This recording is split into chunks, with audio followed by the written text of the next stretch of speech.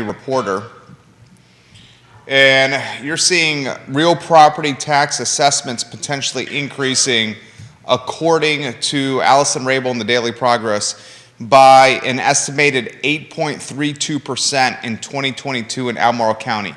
By far the largest increase the county has ever done since it started doing assessments 13 years ago.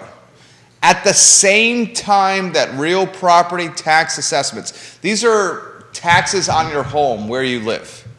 At the same time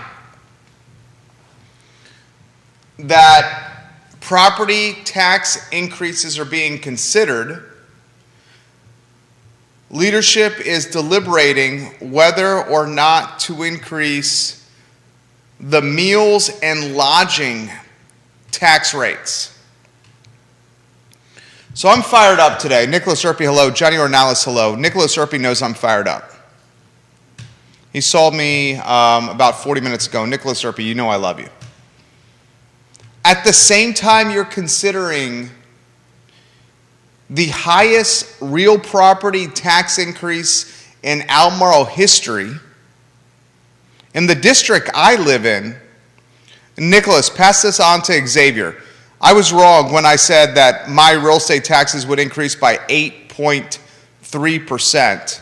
In fact, in the district I live in, the Scottsville district, which is a vast district that encompasses parts of eastern Albemarle County, the Keswick area, including the Glenmore neighborhood, the Mill Creek, Avon Extended area, and the town of Scottsville.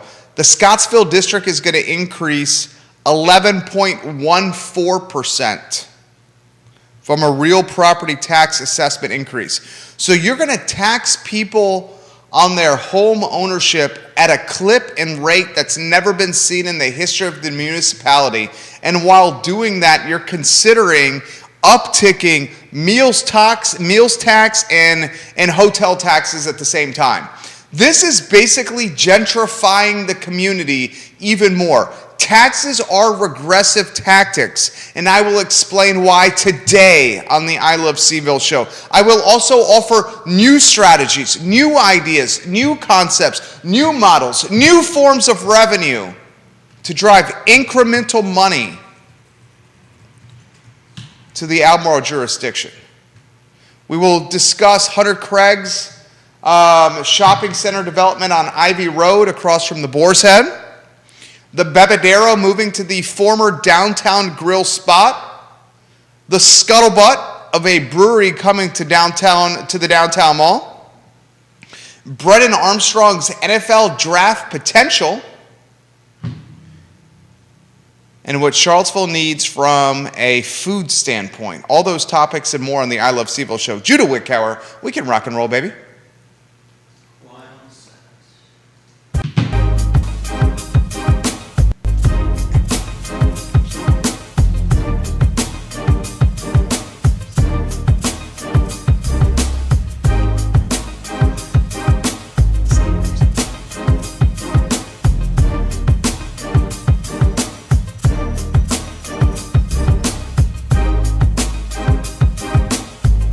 Guys, welcome to the I Love CVille show. My name is Jerry Miller. Thank you kindly for joining us. We are live in Charlottesville, across Albemarle County, the Commonwealth, the country, and the world on the I Love CVille network. Nothing fires me up.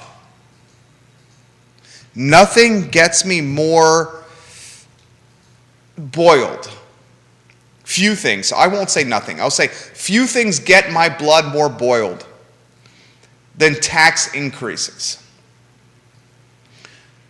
Increased taxes are regressive tactics that penalize individuals, couples, and families living on the financial margin. And today, heading into next year,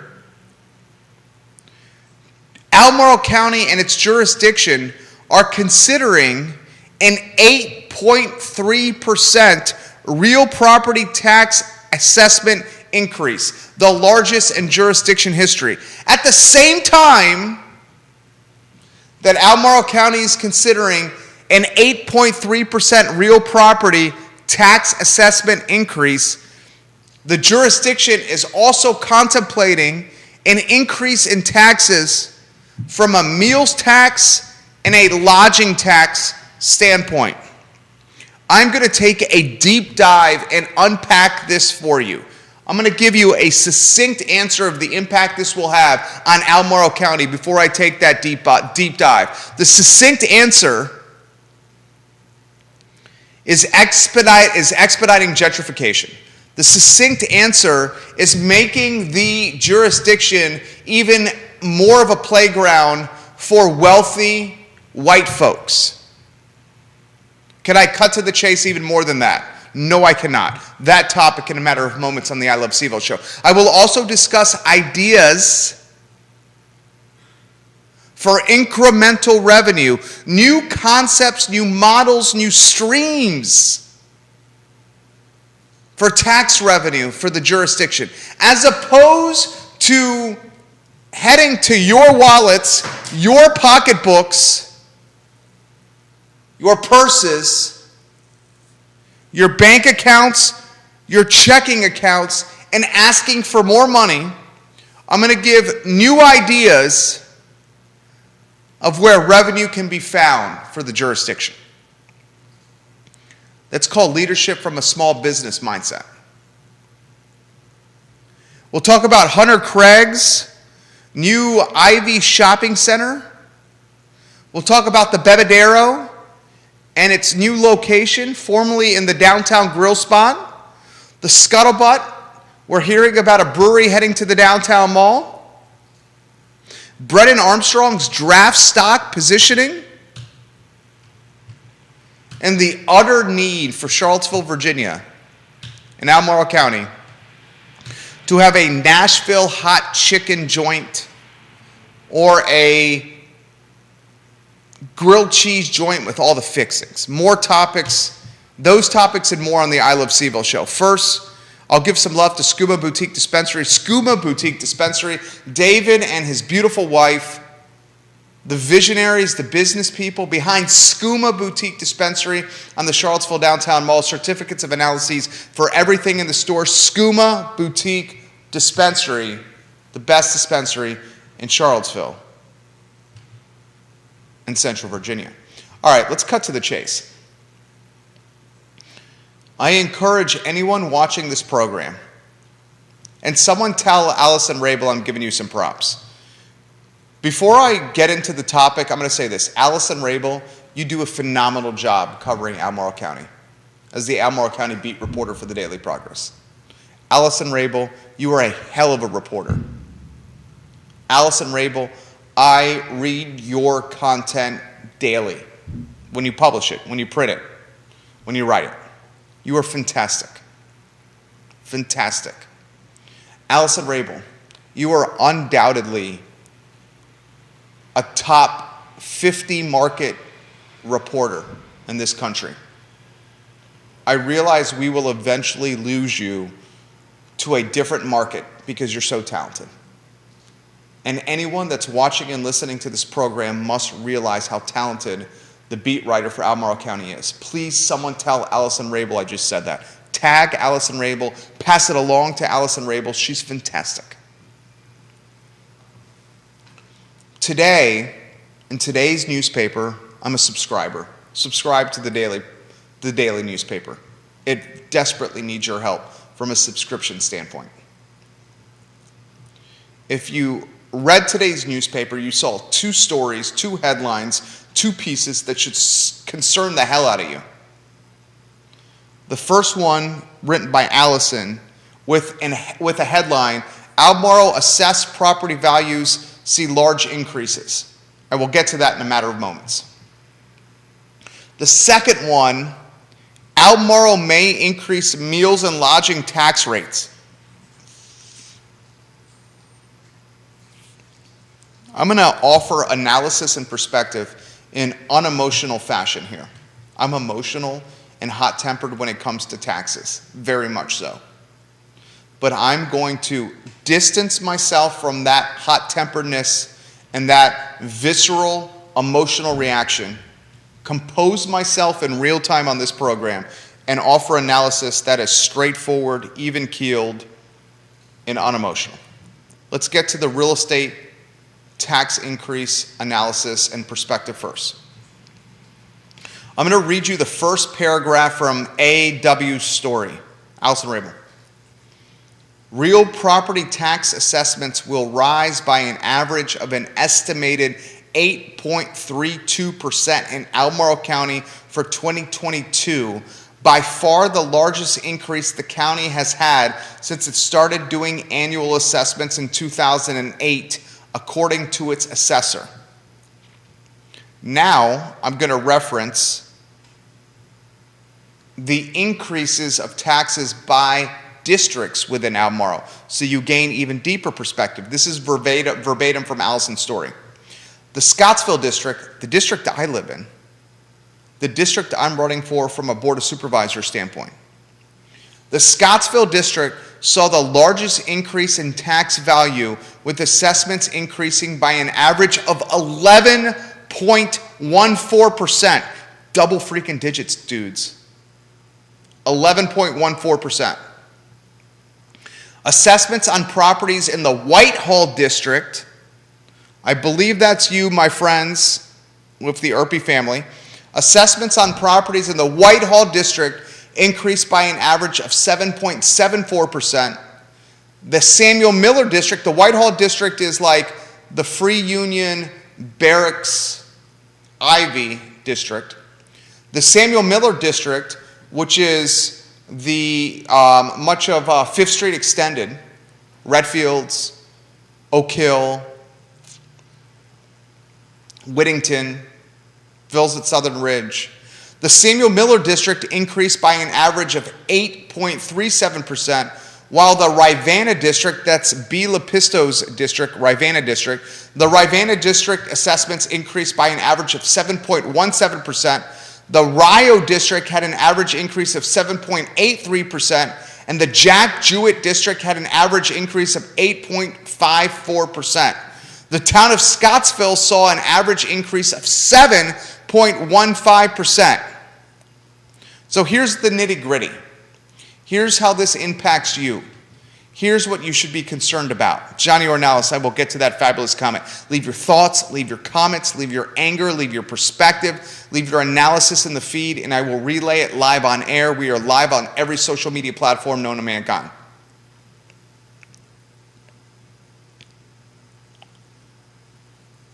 We say, we proclaim, we stand at the top of Carter's Mountain as a community, and we insist that we're committed and motivated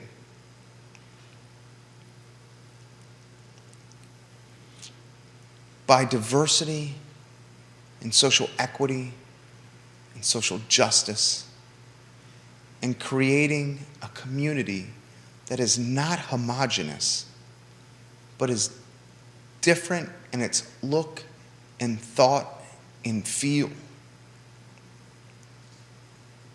We all say, especially leadership, that we're focused and committed on this. Yet when you increase real property tax assessments by an average of 8.32% across an already deep-pocketed, well-heeled, deeply resourced, and wealthy jurisdiction, you are expediting gentrification and making the jurisdiction even more wealthy and white.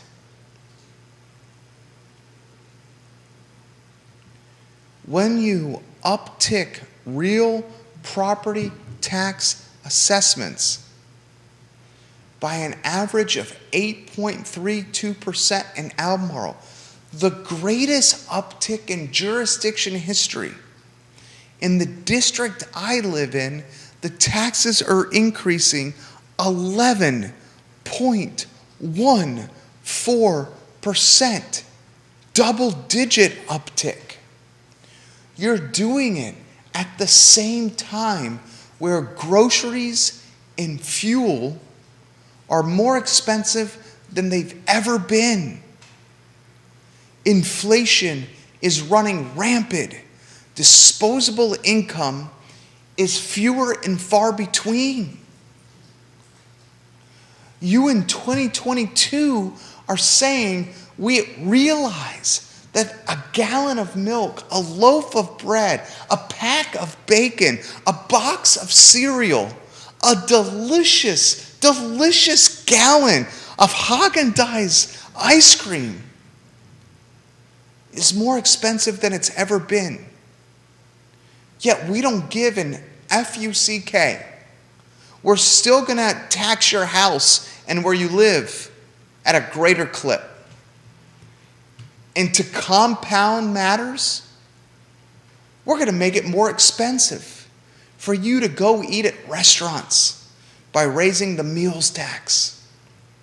And to make it even worse, if your family wants to come and visit and needs to stay in a hotel, lodging taxes will be higher.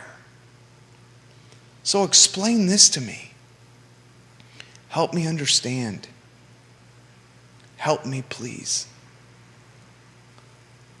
At a time when inflation is running rampant, at a time when grocery bills are higher and more expensive than they've ever been, at a time when going to the gas tank and filling up your vehicle is more expensive than it's been in a really long time, you also are going to ask your residents to pay even more of their money toward where they live, to where they eat? What is the collateral damage of this? What is the cause and effect? Want to know what it is? Gentrification. Gentrification. Eventually, we are going to make the community and the jurisdiction so rich and so white that we will not be able to recognize it.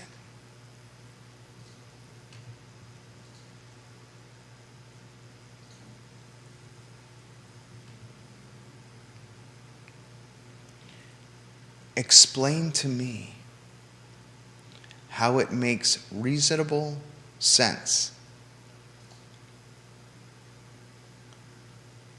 to increase taxes on home ownership, tax assessments on home ownership at the greatest clip known to the jurisdiction's history, at the very same time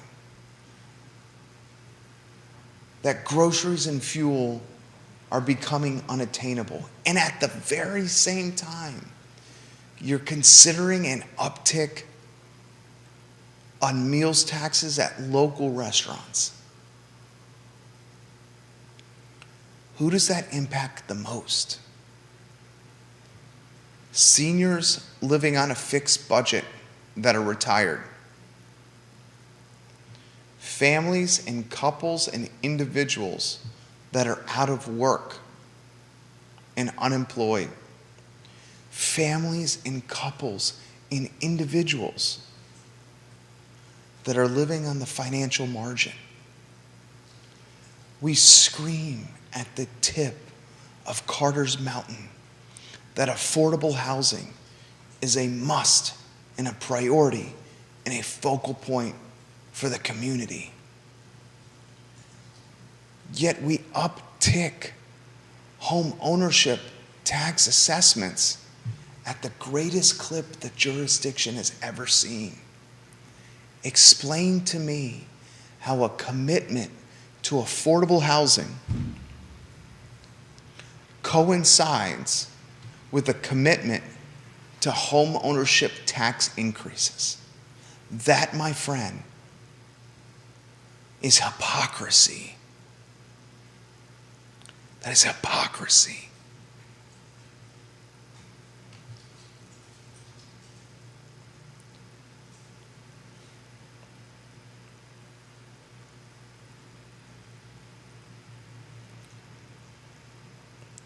Please read the newspaper today. And why I am a champion of the daily newspaper is because of stories like these.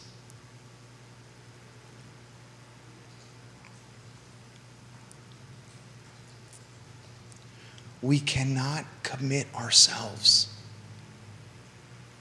and prioritize affordable housing and at the very same time commit ourselves and prioritize real property tax assessment increases.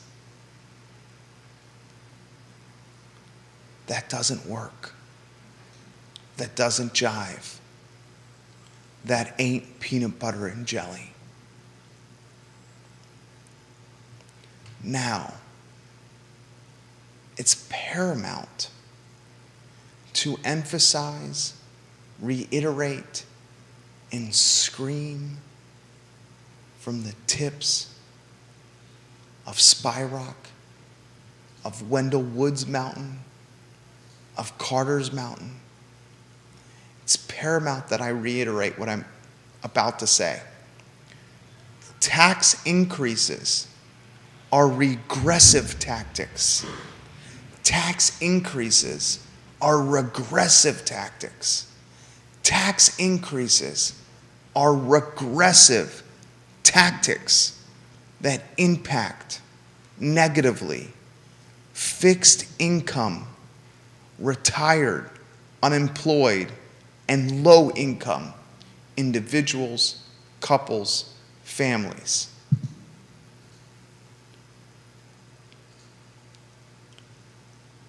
Tax increases are regressive tactics that expedite gentrification and allow deep-pocketed, wealthy folks to continue to scoop up, to hoard, to invest, to grab hold of real estate because current owners cannot afford the additional expenses.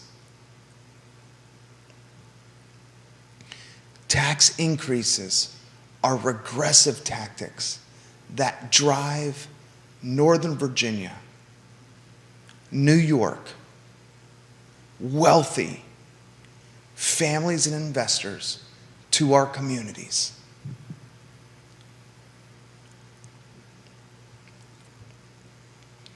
Increasing taxes on real property at the same time that inflation is running rampant, at the same time that meals taxes are being considered upticking as well, is the definition of not seeing the forest through the trees. If you're a first-time home buyer and you're contemplating home purchase, your first one, you do a business model, a spreadsheet of the costs that you will incur every month. You consider your mortgage. You consider insurance, wear and tear on your home. You consider upgrades. You have a line item for what could go wrong, and you have a line item for taxes.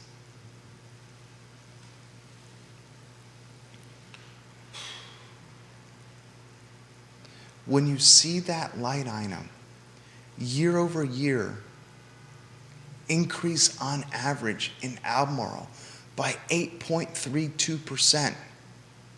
You pause, you reflect, you consider, you contemplate.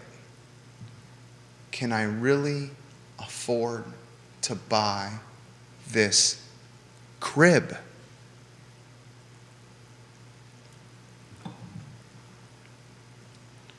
And on the other side of the spectrum,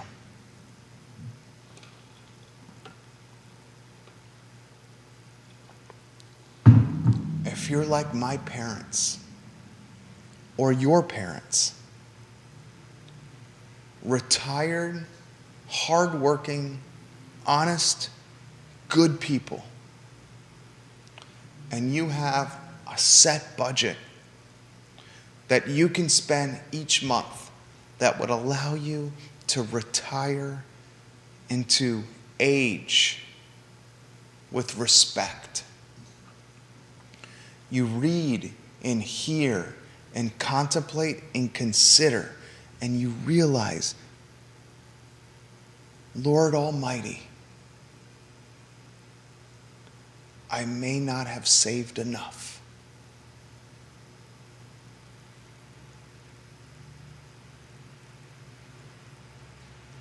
If inflation is a kick in the balls,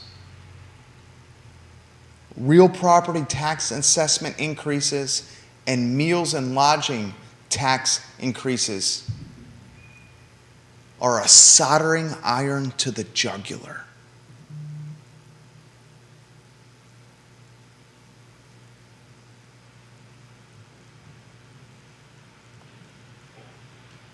Now, we are left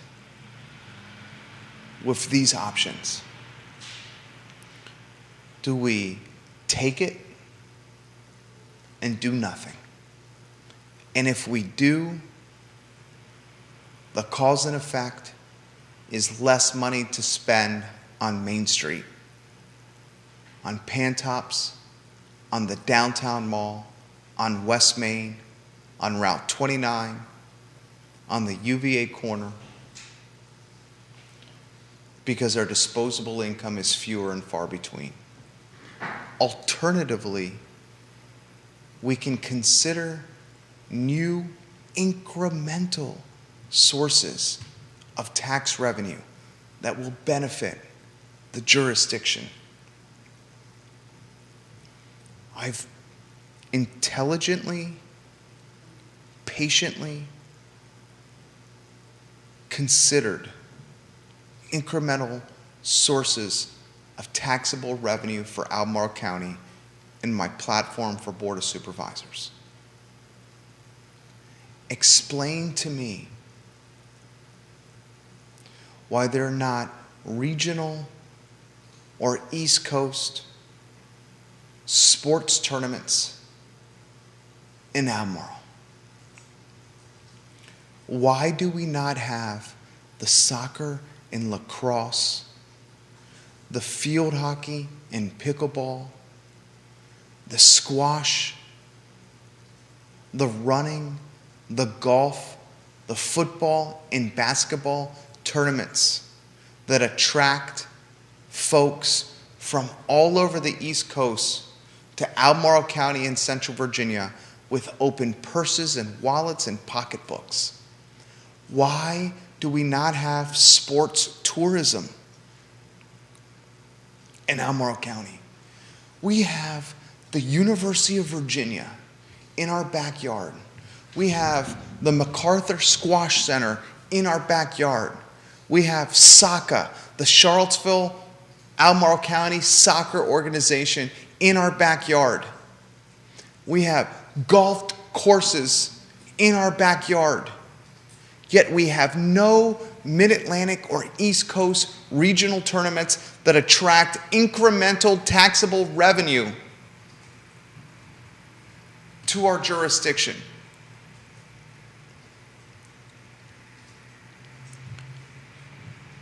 You want to hear something concerning? Sit back and prepare yourself for this.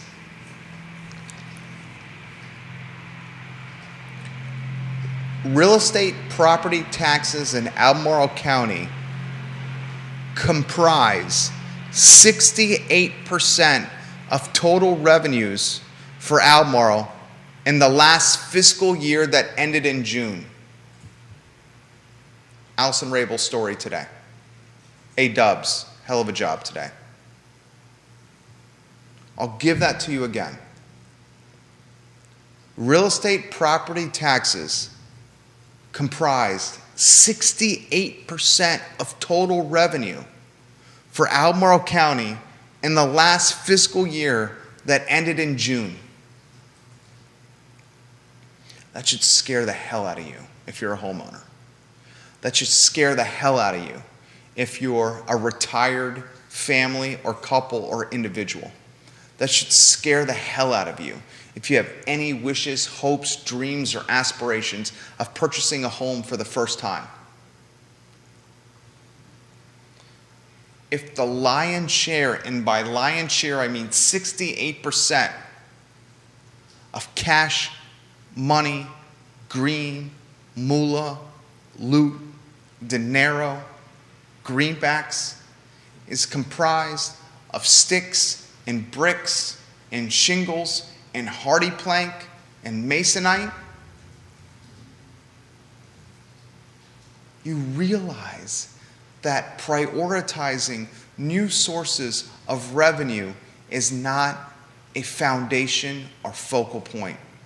Sports tourism, where the hell is it? Explain to me why Biscuit Run Park is sitting empty, unutilized, vacant, and forgotten in Albemarle County.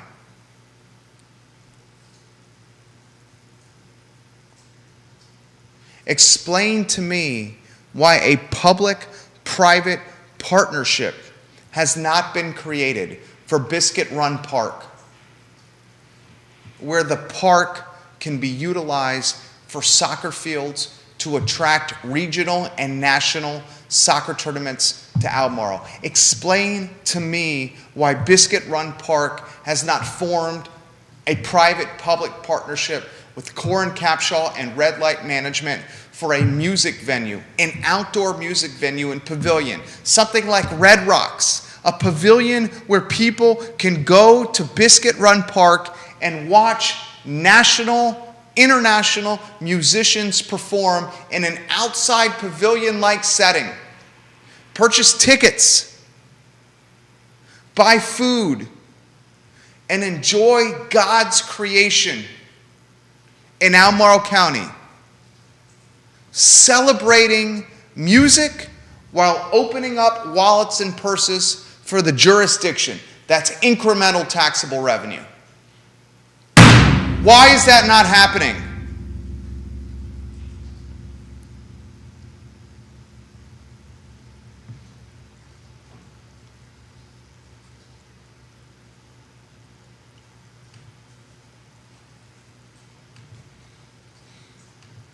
There's 1,200 acres in Albemarle County, right over the city line, that are doing jack diddly. Literally nothing. There's the University of Virginia that's in Albemarle County that would love nothing more than to have showcase sports tournaments in Albemarle County where the coaches at UVA can see firsthand the next generation of talent that could matriculate to the University of Virginia. They could be recruited by UVA and given scholarships. That ain't happening either. Instead, the prioritization and the choice is to pursue real estate tax revenue even more at a greater and deeper clip. At the same time that inflation, groceries, and fuel are expensive as hell. Giddy up and get ready for a bastion, a playground of rich and wealthy in Albemarle for years to come. Giddy up and get ready for gentrification in a widening, a wealth gap that's wider.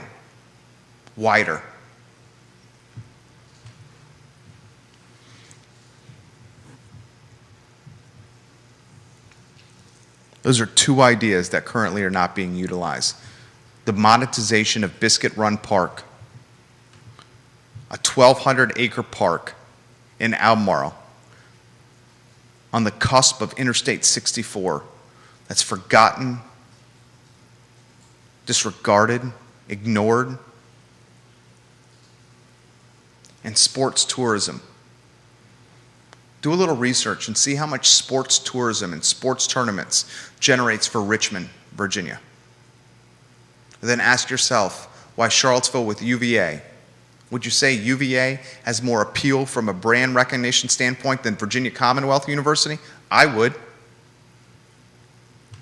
Ask yourself why nothing from a sports tourism standpoint is happening in Seaville or Albemarle. Burns me and irks me. It burns me and it irks me. Let's get to a couple of comments. Johnny Ornalis, I love you, Johnny Ornalis. Jerry Miller, are you surprised with what's going on? Along with housing prices going up, I saw that coming now. Adding food and lodging tax, that's just a cherry on top. Also, did we not think that by raising wages this would not happen? I've been saying all along, raising wages is not the answer because everything is going to increase with it. Johnny's a multiple restaurant owner. Alan Polson, tax assessments was a few years ago regulated by state law. If memory serves, sales pricing controls local assessments. Law was written to eliminate the good old boy system. The city of Charlottesville was heavy in old boy system. Albemarle was too.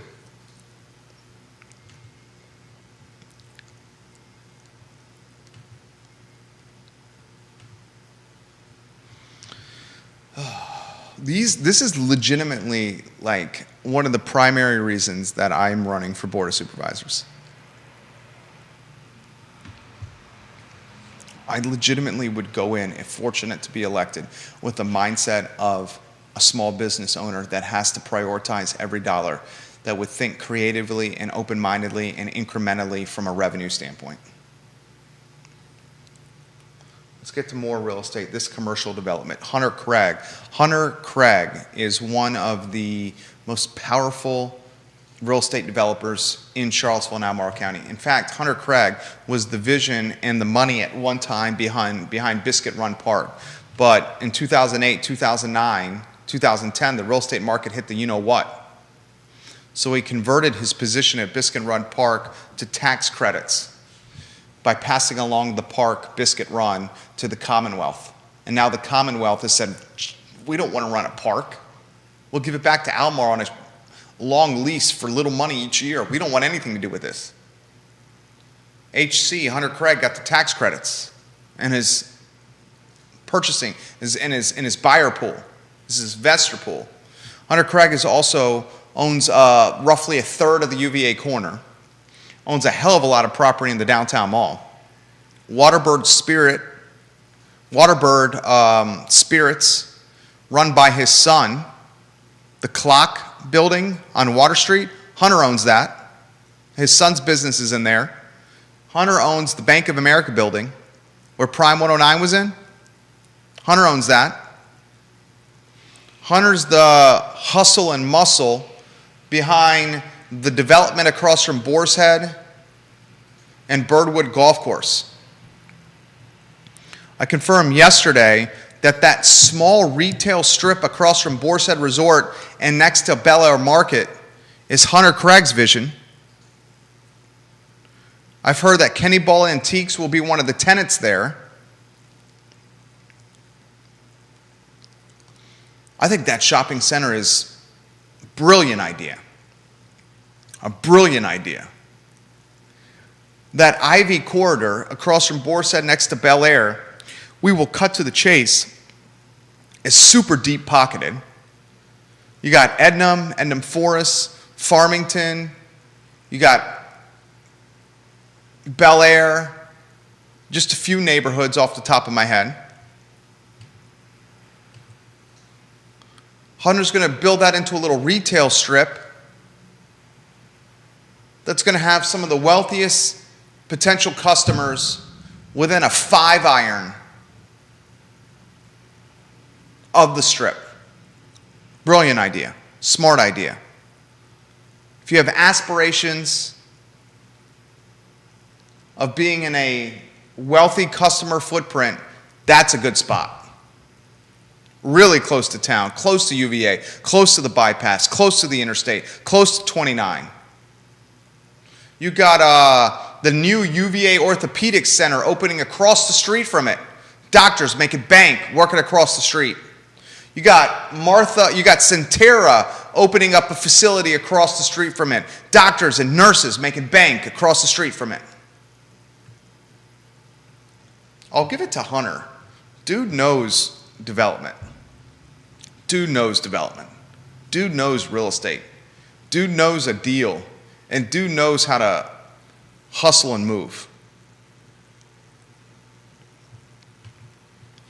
Oh, taxes, man. Next topic, the Bebedero is moving to the old Downtown Grill location. We've heard this in the works for months. The Bebedero, of course, was upstairs above Whiskey Jar. Now it's going to have a storefront on the downtown mall and much better visibility in the old Downtown Grill location.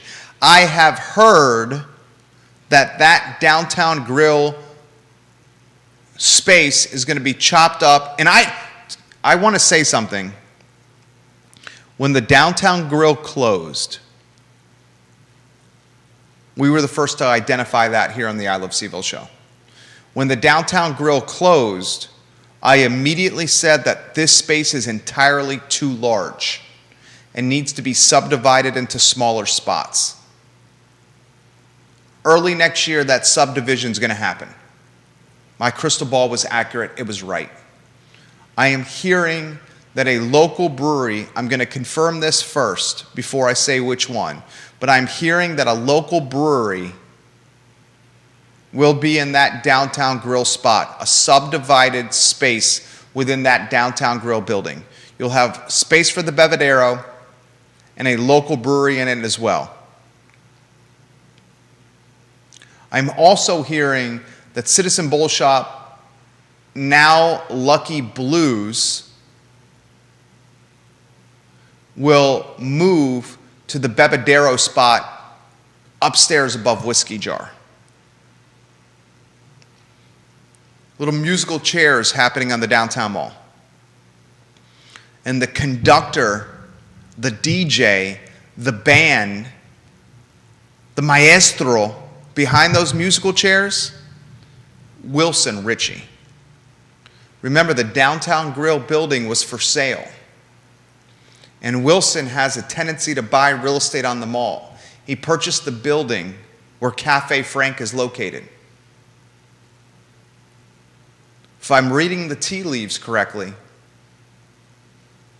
one of the best restaurateurs, friend of the program, and a stand-up A-plus all-around nice guy, Will Ritchie, scooped up from a purchase standpoint this Downtown Grill building. I will confirm that with you, but my tea leaves reading is pretty damn good. Brennan Armstrong from a draft NFL stock position. Here's a great statistic that we put on the I Love CVille Instagram. Open up your phone right now. Get your phone out in your hands right now, please. Go to I Love CVille on Instagram. I Love CVille on Instagram, and follow I Love CVille on Instagram. We have the third largest following in Charlottesville and Central Virginia, behind UVA and the city of Charlottesville. Over 13,100 people follow our account because we publish and we post and we feature content that is nowhere else. Do it now, please. Please do it now. Instagram, open your phone, open the app, follow I Love CVille. I'm going to give you a little statistical information. This is quarterback play over the last 2 years in college football. The most total yards in college football in the past 2 seasons. Brennan Armstrong has posted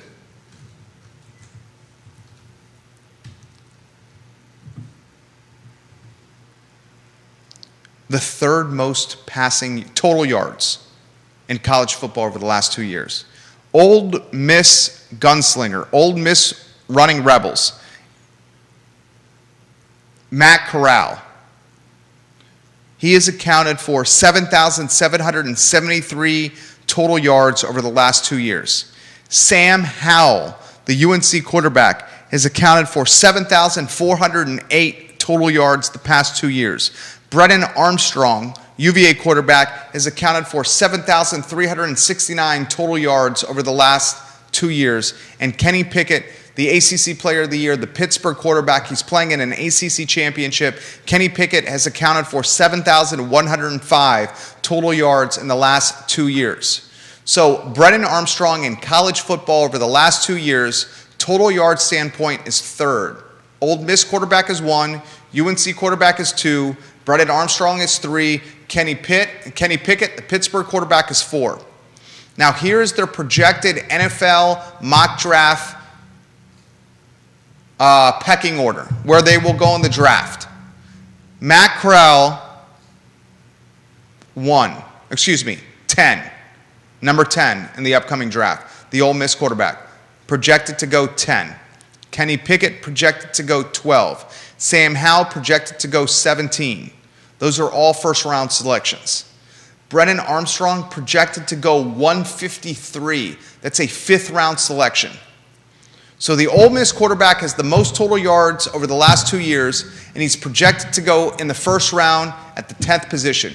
Kenny Pickett is projected to go in the first round at the 12th position. Sam Howell's projected to go in the first round at the 17th position. Brennan Armstrong is projected to go in the 5th round at the 153 position. Explain that to me. Some folks have said he's injury prone. I've emphasized that. Well, if he was healthy, he would undoubtedly have made up the 400-yard difference between himself, Brennan Armstrong, and the Ole Miss quarterback at number 1, a difference of roughly 400 yards. How many games did Brennan miss this year? He missed the Notre Dame game. We got humiliated by Notre Dame on national TV. He came out, in the fourth quarter of the BYU game. We were in that contest until Brennan went down. He played in the Pittsburgh game and looked incredible, like he didn't have busted ribs. And then he got hurt in the Virginia Tech game and was a shadow of his former self in the second half. He also missed games last season. Injury prone is a concern, but I don't necessarily characterize him as injury prone. I characterize him as a tough guy who's resistant to sliding, to protecting his body. I think Brennan Armstrong over the last 2 years realizes, yeah, dude, he's got swagger. Yeah, dude, he's tough as nails. Yeah, dude, he was a former high school safety. But good God, he's important to the team and to the program, and he can't get injured, so he better get on the turf and slide and protect his frame. The number one thing I see going against Brennan Armstrong, number one thing,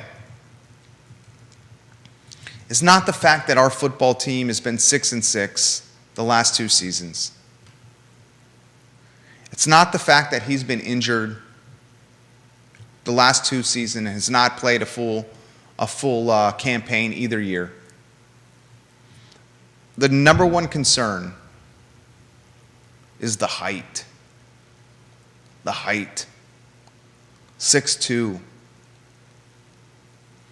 And that height issue, seeing over the offensive line, has proven to be less of a concern in today's version of the National Football League. Russell Wilson is not that tall. Seattle Seahawks quarterback. Drew Brees was not that tall. Retired Hall of Famer. Wilson and Brees are Hall of Famers.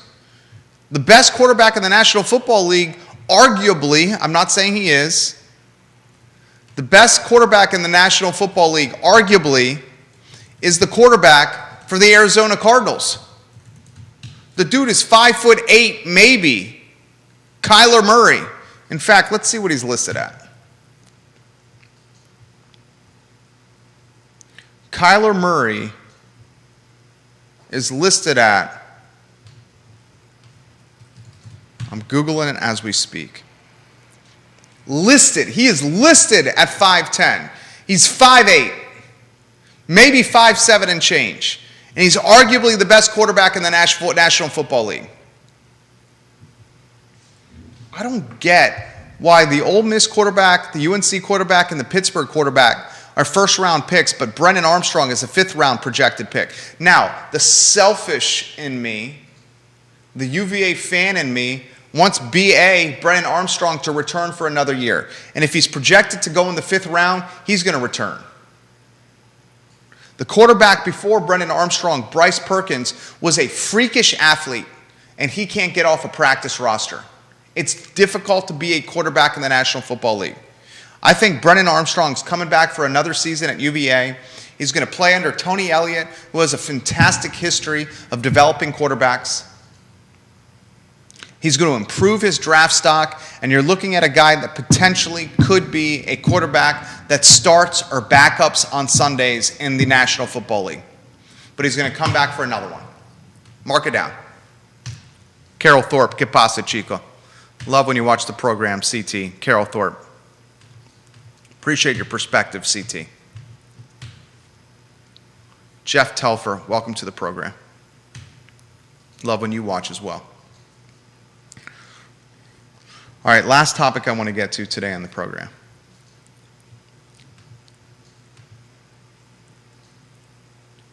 Someone explained to me, this is a food topic. I love food. We love eating out. Wife and I love eating out. Meals taxes going up.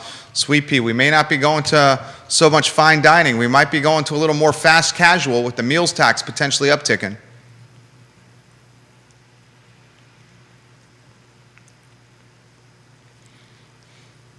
Explain to me why Charlottesville and Albemarle County, in fact, why nowhere in Central Virginia there's a Nashville hot chicken choice, a go-to spot for Nashville hot chicken.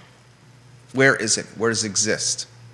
Explain to me in Albemarle County and Charlottesville and Central Virginia why there is not a grilled cheese cornucopia joint, a spot that is focused solely on heady, super deluxe grilled cheeses. Yeah, grilled cheese is on the menu.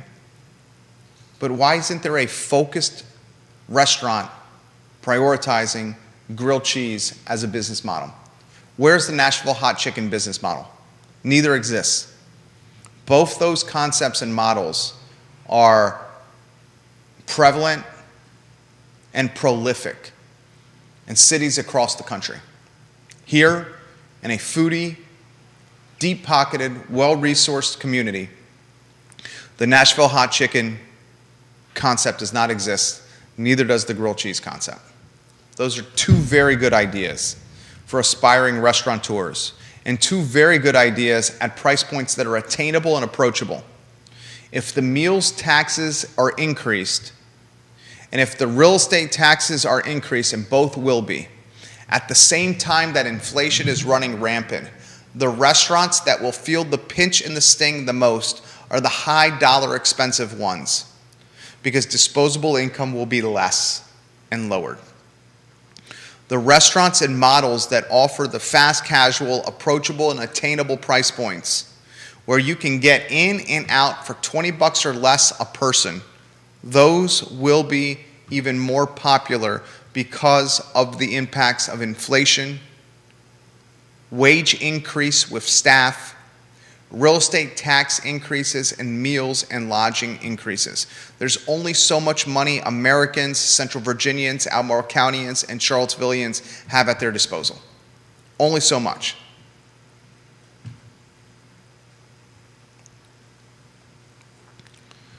Oh. I had to get this stuff off my chest. In a lot of ways, in many circumstances, this show is therapeutic for me. I love connecting with you guys through every social media platform known to mankind. The show airs on every social media platform known to mankind, and it's archived on iliveseville.com. Favorite aspect of what I do is this.